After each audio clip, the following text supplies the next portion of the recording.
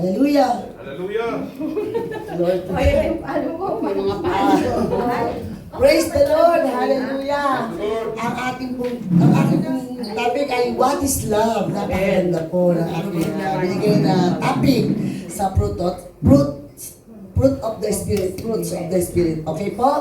Sabi nga po ito, the biblical definition of love is found in the Corinthians 13:4 until 8. Sabi po rito. Pwede ba pakibasa yung puso na lang po? 1 Corinthians? Opo. Ay, dito po. Pwede ba pakibasa? Tulungan yung po magbasa? The biblical. Okay The po? biblical definition of love is found in Lahat po tayo, please. 13, verse 48. Love reveals of love reflect both feelings and loving acts.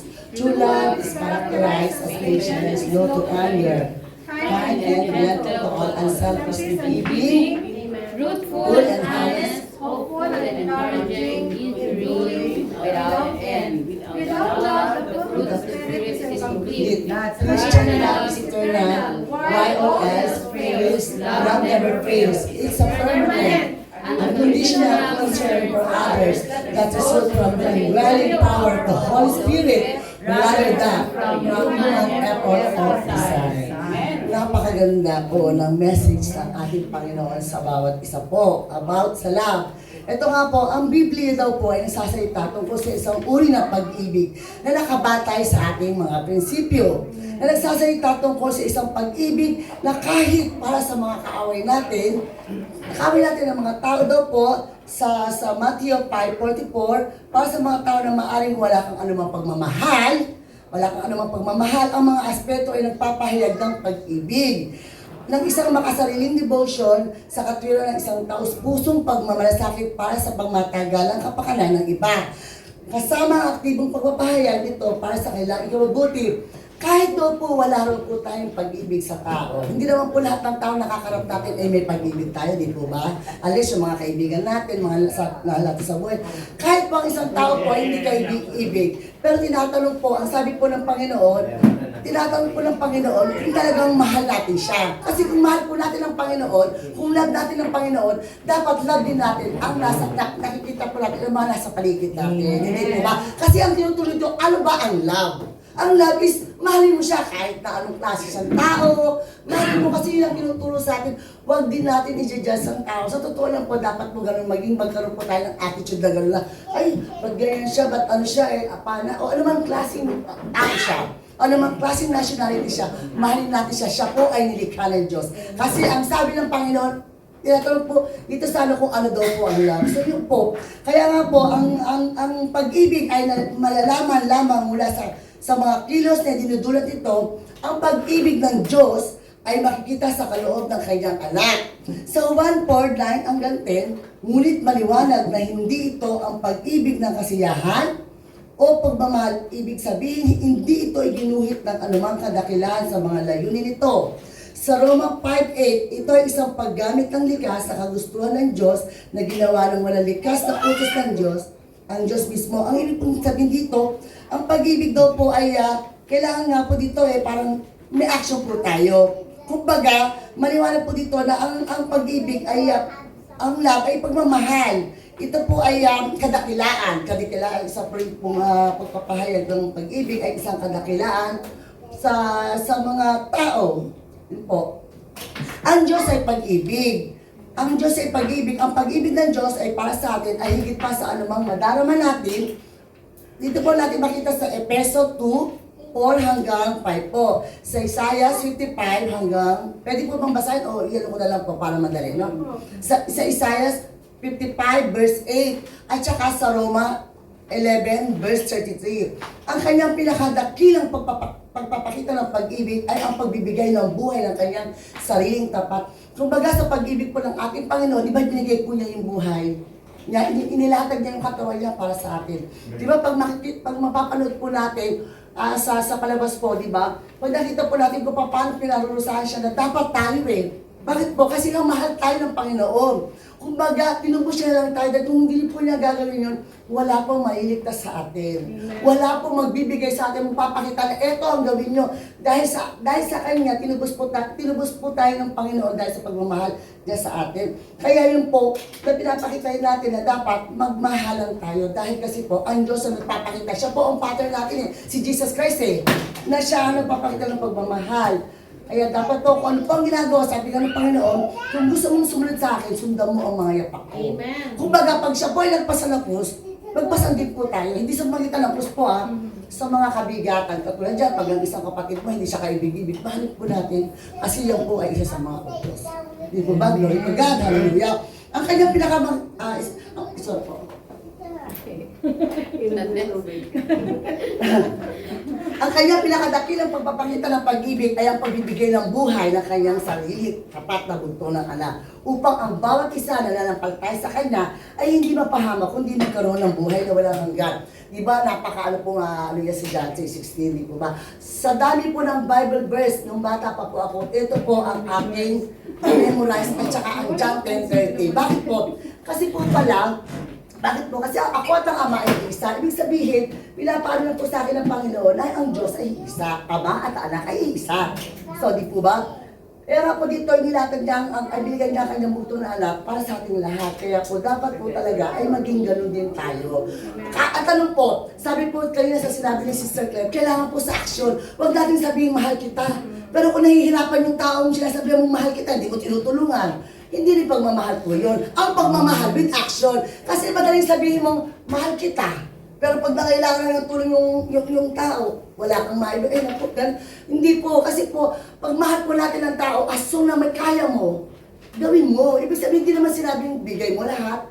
At least maipakita mo sa kanya yung tunay na pagmamahal. Kasi yun po ang totoong pagmamahal. Maraming klaseng pagmamahal. Pagmamahal na mahal kita. Pero pag nakatalikod na, hindi po Ayaw po ng Panginoon yun. Kung talagang tunay po talagang anak tayo ng Diyos, kung talagang anak po tayo ng Diyos, kailangan po talaga ay ipakita po natin yung totoong totoo kasi nakikita po sa atin. Kung talagang nagkukunwari tayo nagmamahal o totoo tayo nagmamahal. Bakit po? Kasi yung espiritu nasa iyo, nagmamanifest po yan kung totoo yan o ano po kung talagang totoo na kaya mo Kung talagang mahal mo yung kapwa mo, di po ba? So yun nga po, ang pinakamahusay na kahulugan ng ayon sa Biblia ay matatagpuan sa 1 Corinto sa 30 po. Si Apostol Pablo po sa pagsulat tungkol sa paksa, una binibigyan din ng mahalagang bagay para sa isang Kristiyano. Kristiyanong mananampalataya at ang mga detalye kung paano ito magagawa ng walang pag-iimbot. Yung po, walang pag-iimbot. Di po ba? Walang pag-iimbot. Ano ba yung pag-iimbot? Sige nga po, ang pag-iimbot yung para bang para mananagihili ka, parang dadalawang isip ka pa. Parang ganun po ba? Tama po ba ako? Pagtatanim ng galit. Apa? Pagtatanim ng galit. Pag-iimbot ang pagtatanim ng galit. O nga, pagdadam to, sorry ka. Ama po si Pastor.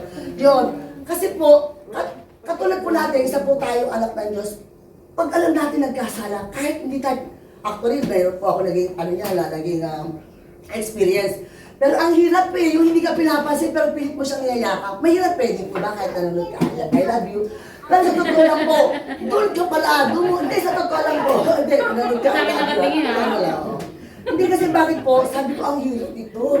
Kaya niyo bang yakapin ng isang taong, kumbaga hindi ka binibigyan ng pansin, kumbaga kinasusuklaman ka kahit gusto mo na ibinababa. Napakahirap po sa isang tao ang ibinababa mo yung sarili mo. Bakit? Kasi yung pride Sabi ko, ginagawa ko ito kahit hindi mo ako pansinin. Dahil bakit? I-glorify kayo, Panginoon I-glorify kita. Kasi ako lang hindi ko kaya, Lord. Pero ginagawa ko to, yayakapin ko tong tao to, mamahalin ko to, kahit hindi siya karapat-dapat. Bakit? Kasi dahil lang gusto mong iparamdam, ipalala sa amin. Diba? Pag nasa Panginoon tayo, kung ano yung ginagawa ng Panginoon, gano'n din po tayo. Punong-puno tayo ng pag-ibig. Hindi po ba? So yun po, kailangan po, ang totoong pag-ibig po, wala pong pag-iimbot. Kumbaga, pag nakikita mo siyang nakagawa siya sa'yo kasalanan, kalimutan mo na. Pag nakalimutan mo na, hilingi mo na ng kapatawaran. Mahirap po, huwag mo na itambak sa puso kasi lalaki po yun Hanggang sa ayaw mo na makita yung pagmumukha niya. Gano'n, di ba? Hanggang sa hindi ka na nga rin kasi naiinis ka na, di ba? Pero sa totoo lang po, pag nalagpasan po natin yun, ay napakasarap po. Kahit hindi ka pansinin, basta pansinin mo siya, Bahala ka na, basta ikaw lang kita. Ganun lang po yun. Yun po ang totoong lang, okay po? At ang, Sis, ito po. sorry. Yung pag-iimbag pala, yung gusto mong ariin yung pagmamayari ng iba. Okay. Yung pag-iiba, sige po. Thank you po, yun. Yung gusto mong ariin o nagsiselos ka, parang gano'n, yung meron siya, parang gano'n, hindi ka napapaano. Nababalak na, oo, sige. Kasi napakalalim po eh, napakalalim. So anyway, ano ko na po siya. Yun po. Opo, so wikang English nga po ay mayroon lamang tayong isang salita para sa lahat ng uri ng iba, ng ibig. Pag-ibig. Sa Griego, mayroon na 6 na salita para ilarawan ng iba't ibang aspeto ng pag-ibig. Eros, o sexual passion, pilia, o malalim, pileo, o malalim na pagkakaibigan, isa rin po yan. At ludos, o mapaglarong pag-ibig, di po ba? Agape, o pag-ibig, agape o pag-ibig para sa lahat. Di po ba? Pragma, o pangmatagalang pag-ibig. Pilayutiya, o pag-ibig na sarili. Dito po. So yun nga po, sabi nga po rito sa Galatians sa 5:22 verse 22 hanggang 23, sabi ang bunga ng Espiritu ay pag-ibig. Ito nga po, pag-ibig. Hindi ko na po lalahatin na kasi dito po ako nakapokus sa lang. Pag-ibig ay isang uri ng dedication, offer his life to another. Kaya po ba natin i-offer ang sarili natin para po sa iba? Di ba? Diyos lang ang makakagawa. Sige, dito na ako, ito na yung katawan ko, gawin ko lang ang gusto mong gawin. Kung baga, papako ka sa kus. Papayag po ba tayo nun? Di ba ang Diyos lang ang makakagawa nun? Dahil kung tayo, hindi po natin kayang gawin na magpapagod tayo sa krus. At tayo ay akuin ang kasalanan niya. Hindi po eh. Ka-hypocrite po pag sinabi, sige, papayag ako. Ayaw ko ba? Ang Diyos lang ang makakagawa nun. Bakit po? Kasi po, ganun po niya tayo kamahal. Ibinigay niya ang bugtong ng niyang anak upang ang isa kanya sumampalataya ay hindi mo napapahamak. Ay huwag mapahamak kundi magkaroon ng buhay na walang hanggan. Kaya po ibinigay. Kaya po nagkatawang tao po siya, di ba niyan? Pagiging Diyos niya upang maligtas po tayo. Dahil kung hindi niya po gagawin yun, wala po sa atin. Magiging malaya po. So yun lang po, ang conclusion ko po, dito po ay we must think of the 9 fruits that we can produce with the help of the Holy Spirit of our Lord Jesus, and we will live for the glory of God and not for a personal glory. Hallelujah, praise the Lord. As it is said in Corinthians 5:17, therefore, whoever is united with the Christ is a new creation. The old self is gone, he is a new. Therefore, let us wake up, let us awaken ourselves to a new life. The true Christian behavior. Di ba? Yun po ang pinakaano po doon. Kailangan magkaroon po tayo. Yung Christian behavior po, yung behavior pagiging Christian behavior po, yung ano po natin yung asal po. Kumbaga yung ugali po natin ng masama doon, yung ugali natin ng madamot, yung ugali natin ng selosa, lahat po yung tanggalin natin kasi ayaw ng Panginoon. Yun po ay hindi fruit spirit ng Diyos. Fruit spirit po sa kabilang side yun. Kaya nga po nandito tayo para po magkaroon po tayo ng encouragement sa bawat isa na ang kailangan na ilagay natin sa puso natin ay yung asal po natin bilang isang Kristiyano. So yun lang po, and to God all be the glory. Okay? Ito naman po, balik na naman po ako. Okay po. Actually, sa totoo lang po, tataka nga ako bakit ako lagi nauuna. Pero praise the Lord kasi po, sabi ko nga sa Panginoon, pag binigyan tayo ng task, napakalaki pong ano eh. Tapos number 1 ka rin sa bunatan. Kumbaga bless na bless po tayo. Alam niyo po kung bakit? Kasi binigyan tayo ng task sa Panginoon. Ibig sabihin, pinagkatiwalaan tayo ng Panginoon Diyos. Hindi po ba? Kasi sa ibang ano po, hindi po nangyayari to eh. Pero ako po, dinisay ng puso ko to. Lord, gamitin mo ko. Gamitin mo ko, mawala na ang lahat. Kasi dito sa 5 taon na to, pagpupunwari lang dito eh, pasasayin ka lang. Pero ang totoo po niyan, lahat yan ay may kapalit. Hindi po ba? So sa Panginoon, hindi po natin kailangan magtrabaho ng bonggang-bonga, magpaano sa trabaho. Basta sumunod lamang po tayo sa Panginoon, ang lahat po ay magiging maayos po. Hindi po ba? Opo. Amen. So ito naman po ako sa ano daw po ang ano, yung ganito, yung Relax topic. Yan, relax. Relax. Kapag Jollibee ko na ba sila sis? Hindi, teka. Ay, pasisto, kaya na kayo. Don't worry. Okay. Hindi kasi nakaka-nervous mo talaga. Lalo, pag ikaw mo muna.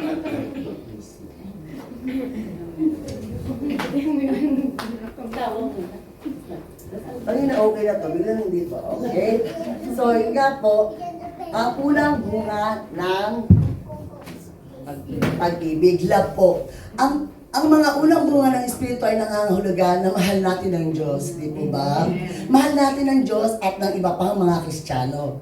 Di po ba? Ngunit nangangahulugan din ito na mahal natin ang ibang tao na hindi Kristiyano. Hindi lang po pwede natin mahalin ng Kristiyano.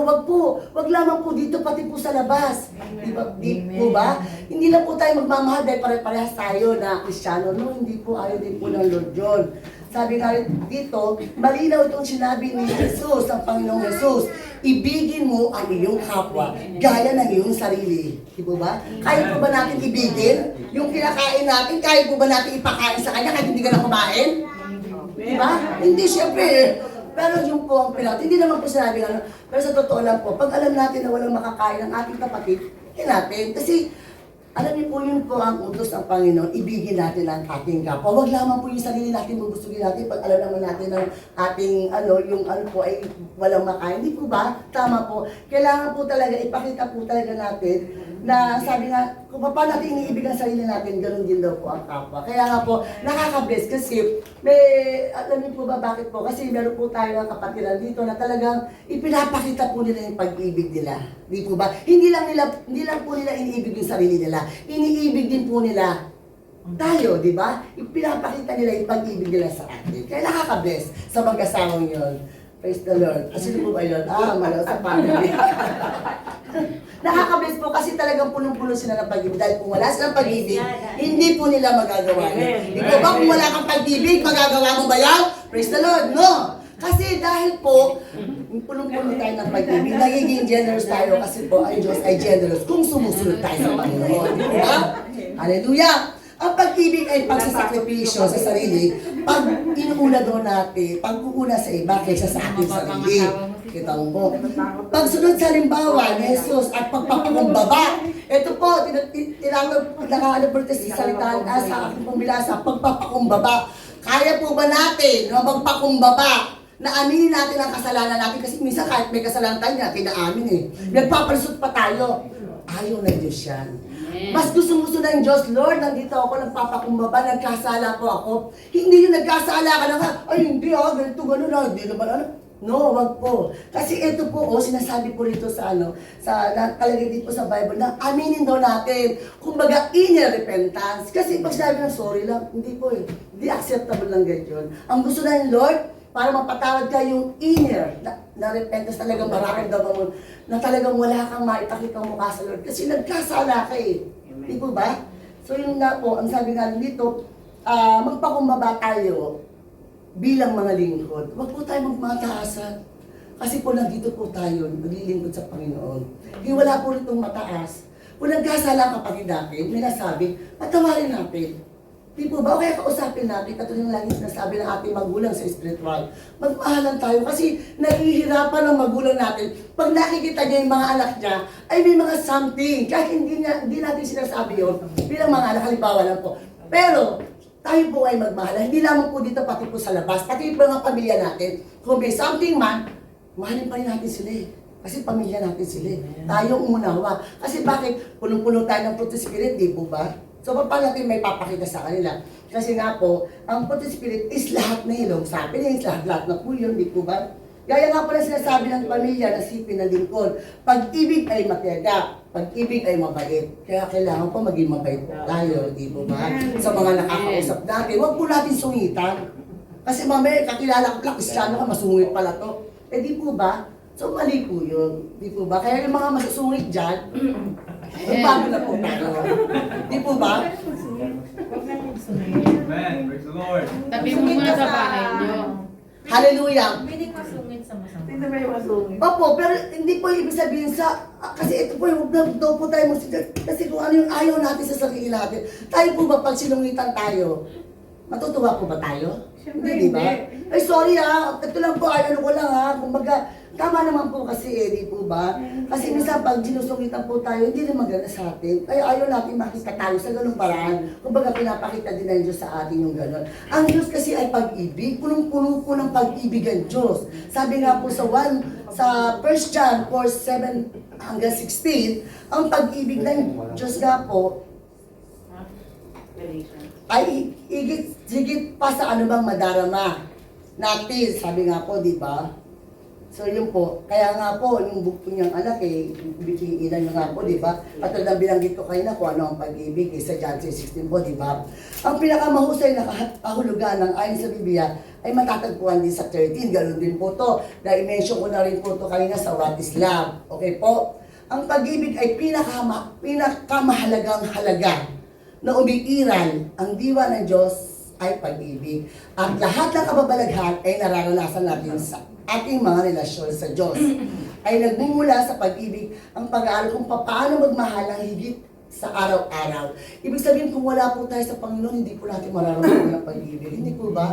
Kasi minsan ang pag-ibig individual lang mahal kita kasi mahal kita, ganun lang. Mahal kita kasi mabuti ka sa akin. Pero ang pag-ibig na sinasabi ng Panginoon, pangkalahatan. Hindi mo siya mahal kasi binibigyan ka ng pagkain. Hindi mo siya mahal kasi nililibre ka. Hindi po gano'n. Walang gano'n. Sorry kasi yun lang po talaga Ako, nasasabi ko lang po ito. Ano ba yan? Sabi lang po. Wala kaya po. Yun lang po. The word of Word of God po. Yun, ganun po ang pag-ibig Kasi, syempre, ano po, yun lang po. Yun nga po, ang pag-ibig po ay pangkalahatan, di po ba? Napakasarap po kasi, nung nakilala natin ang Diyos, mas lalong tumindi pa yung pag-ibig natin Mas lalo pang, alam niyo yung wala tayong isip kundi paglingkuran siya Di po ba? Wala tayong isip kundi nakatuon tayo sa Kanya. Minsan ka kahit yung mga tao sa paligid natin basta, mahal kita Lord. Susundin kita, magpapakumbaba ako, ikaw lang Lord. Yun nga ang fruit of spirit kasi kung wala ang Diyos sa buhay natin, wala. Hindi natin kayang magpakumbaba, hindi natin kayang magmahal, lahat hindi natin kaya. Pero dahil sa Holy Spirit na nasa atin, hindi tayo pwedeng baguhin kung wala tayong Holy Spirit. Hindi tayo mababago kung wala tayong Holy Spirit. Kaya kung gusto natin talaga mabago, ay talagang kailangan natin maging totoong makipagrelasyon sa Diyos. Dahil ang pakikipagrelasyon sa Diyos ay hindi biro. Katulad ng binanggit ni Sister Claire, ang relasyon sa Panginoon ay hindi yung patumpik-tumpik. Para rin po tayo nakikipagrelasyon sa tao Di ba pag mahal natin ang isang tao, ayaw po natin siyang magtatampo, magagalit. So, ganun po ang gawin natin sa Panginoon. Sabi nga, ito nga po, ito ay kilala bilang agape. Sabi nga ni Alisa Ruth mula sa Christianity na sinira po niya. Ginamit ng mga manunulat ang Bibliang ang Diyos ay bilang pamantayang para sa tunay na agape. Agape love, nasa Biblia, ang pag-ibig ay nagmumula sa Diyos. Sa Diyos po talaga nagmumula ang pag-ibig. Sa Diyos po talaga. Kasi kung wala tayo, hindi tayo Christian, hindi tayo nakakilala sa Panginoon, wala tayong pag-ibig. Di po ba? Namimili tayo ng tanging ibig natin. Pero ngayon, hindi po ba? Dahil lahat minamahalan natin Kahit hindi sila kaibig-ibig Kahit sila yung mga minamahal natin. Kasi ando doon na yung fruit of spirit, yung love. Yun ang pinakamasarap na nararamdaman natin na hindi naman siya dati, hindi ka naman ganun pero ngayon natututo ka na magmahal, ng totoong pagmamahal. Di po ba? Dati kaya mo magmahal ka, plastic ka, pero ngayon hindi na hindi mo na kaya gawin. Kasi bakit? Dahil yung nasa sa atin ay totoong Diyos na nagbibigay sa atin ng totoong pag-ibig. Hindi po ba? Sa pag-ibig, dito nga po, gaya ng nakasaad sa 4 and 8, 1 John 4 and verse 8, ang Diyos ay pag-ibig, agapos. Ibig sabihin siya ang pinagmulan ng pag-ibig. Praise the Lord, talaga ang Diyos talaga ang pinagmulan. Dahil sabi nga ng Panginoon, di ba, kung wala tayong pag-ibig, wala. Talagang lahat. Kumbaga, lahat ng mga kasalanan, mapapagtagumpay natin kung may pag-ibig tayo. Kasi hindi ka na magtatayo ng sama ng loob, hindi ka na maghihigante, wala nang gano'n. Kasi nga, dahil sa pag-ibig, hindi po ba? Ang pag-ibig na nakaugat sa isang espiritu na koneksyon na tumutulong sa atin, makakahanap ng kahulugan. at layunin sa ating buhay. Ang espiritual na pag-ibig na ito ay maaaring magsilbi sa iba't ibang layunin. Hallelujah. Ang ilan ay nilalayong lumakad kasama natin sa buhay habang ang iba ay naglalayong magturo sa atin ng leksyon. Kaya po, minsan tayo po, pag nakikipaghalubilo po tayo sa mga kaibigan natin, na kahit pa paano po ay ipakita po natin. Kasi kung dati po, dati wala tayong pag-ibig, tapos nakikita na lang bago tayo, pati rin po sila ma-amaze sa atin. Oh, mula na naging Kristiyano to, nagkaroon ng pag-ibig. Dati walang pag-ibig to, walang pakiramdam to eh. Pero na maging Kristiyano tayo, nagkaroon tayo ng pakiramdam eh. Di po ba?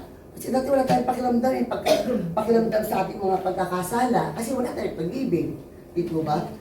So yun, ang pag-ibig ay matiyaga. Kaya po ba natin magtiyaga nung wala pa tayo sa Panginoon? Di ba? Hindi, pag wala pa nga yung transport, naiinis pa tayo. Tagal naman yung transport na yan. Bakit? Ibig sabihin, wala tayong tiyaga. Di ba? Hindi kasi yun eh. Kasi lahat po dito talaga, bubusis yun. Maliit pa o malaki, ganun pa rin po yun.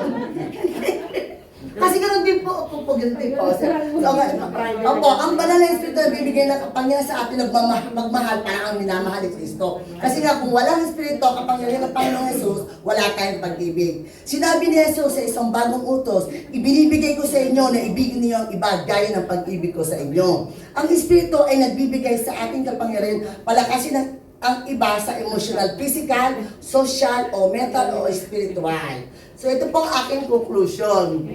Ang pag-ibig, ang unang bunga ng Espiritu ay love. Ito ay nakabatay sa pag-ibig ng Diyos sa atin. Kay Kristo, ito ay isang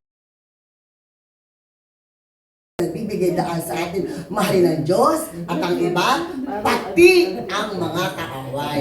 So tandaan po natin, mahalin po natin kahit ang ating mga kaaway at hindi tayo ibig at po sa pagmamahal ng ating Panginoon Diyos kaya nagmamanifest ang pag-ibig sa atin ng Diyos. So lang po, to God be the glory. Thank you, Lord.